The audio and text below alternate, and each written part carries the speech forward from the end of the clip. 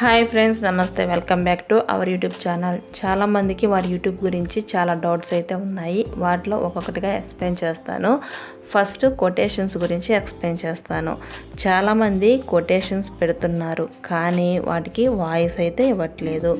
Music ఇచ్చేసేసి ఎక్కడైతే వీరు download చేశారో దాన్ని ఉన్నది ఉన్నట్లుగా అక్కడ ప్రజెంట్ చేస్తున్నారు. సో ఈ విధంగా చేసిన ఏ ఛానల్ కూడా మానిటైజేషన్ అవ్వదు. ఆ తర్వాత కొన్ని న్యూస్ పేపర్లో ఉన్నటువంటి కొటేషన్స్ కూడా కట్ చేసి డైరెక్ట్గా అయితే ఇక్కడ పోస్ట్ చేస్తున్నారు, కానీ వాయిస్ అయితే ఇవ్వట్లేదు.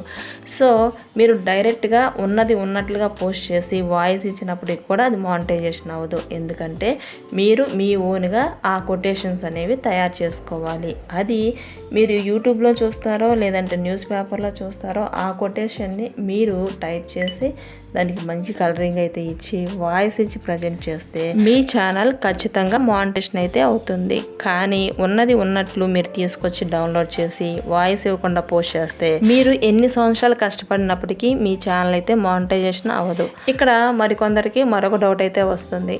నా ఛానల్లో నేను కొన్నేమో వాయిస్ ఇచ్చాను, కొటేషన్స్ వరకు మాత్రమే వాయిస్ ఇవ్వలేదు, కాబట్టి నా ఛానల్ మానిటైజేషన్ అవుతుందా లేదా అని చెప్పేసి డౌట్ అయితే వస్తుంది. ఖచ్చితంగా అయితే మానిటైజేషన్ అయితే అవ్వదు. ఇక్కడ మీరు ఒకటి గుర్తుంచుకోండి, ఎప్పుడు కూడా మన ఛానల్ మానిటైజేషన్ అవ్వకముందు కంపల్సరీ కమ్యూనిటీ గైడ్లైన్స్ పాటించండి. అప్పుడు ఖచ్చితంగా వాయిస్తోనే వీడియోస్ చేయండి.